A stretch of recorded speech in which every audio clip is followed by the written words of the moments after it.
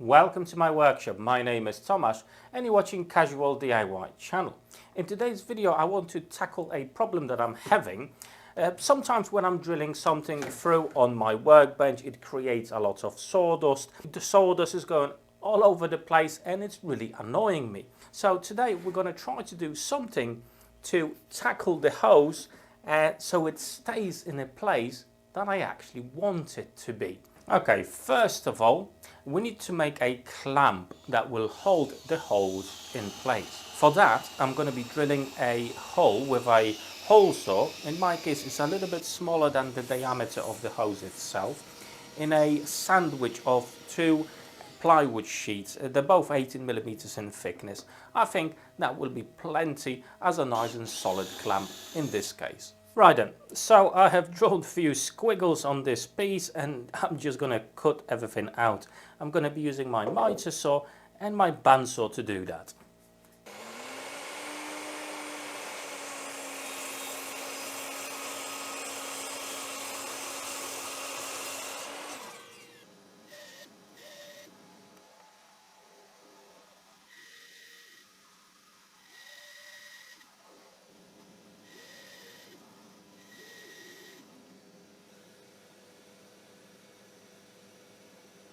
Okay, and the next step, I've got a piece of plywood. This will be part of the base that will be holding the hose itself. And as you can see, I'm just using my router table with a 6mm bit to create a channel in the middle of this piece to allow for a bolt to go through. However, if you don't have a router table, you can just pre-drill 2 holes at the start and at the end, and then just use a jigsaw to cut out the channel, or basically pre-drill a lot of holes in the path of that channel and then clean it up with a rasp. Now each time I'm going to raise the bit a little bit until I get through to the other side.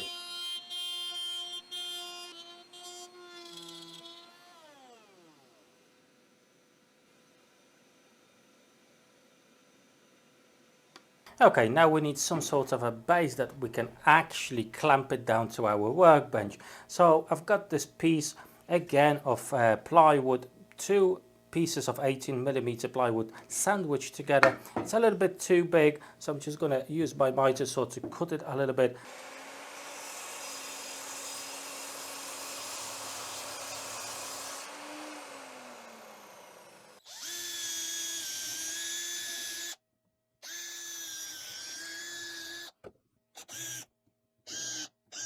Okay, in one of the jaws I'm going to be installing this hex drive head nut.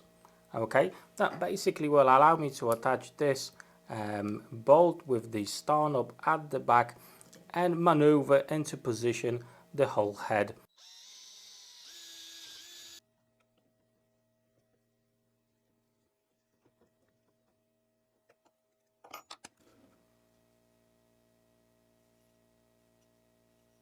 Now I'm going to pre-drill 2 holes on either side of this to allow me to basically use some bolts to connect both of these together. Right then, with all the pieces cut out to the right sizes and shapes, I'm just going to give them a quick sand, break the edges on everything, and we'll put the base together.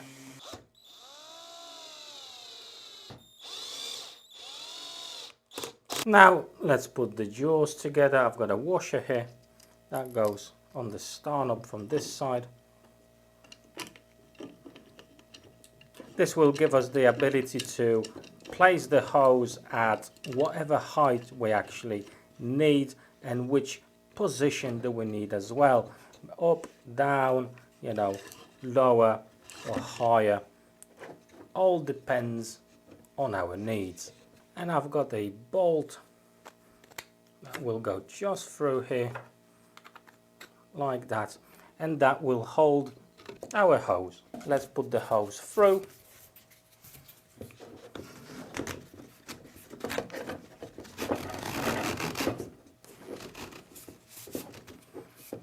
Let's say I'm gonna use that much. Okay, I'm just adding some nuts to the bolts to secure the whole thing.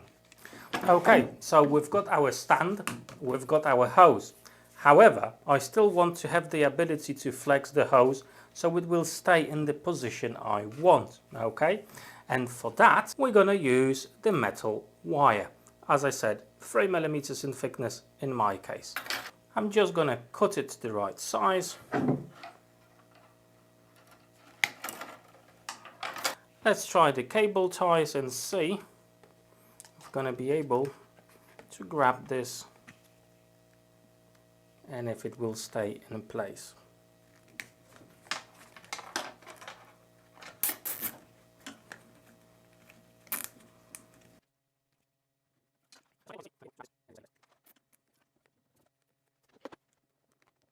Okay, let's have a look if this is gonna work. Yeah, it seems that the metal wire is doing exactly what I needed to do, and it's holding the hose in the position I want. Now, if I need it a little bit lower, no problem, I can adjust everything, just like so. Easy peasy. Right then, let's give it a test, shall we?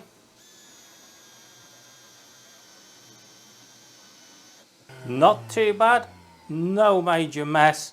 I'm quite happy with that. Let's try a normal drill as well.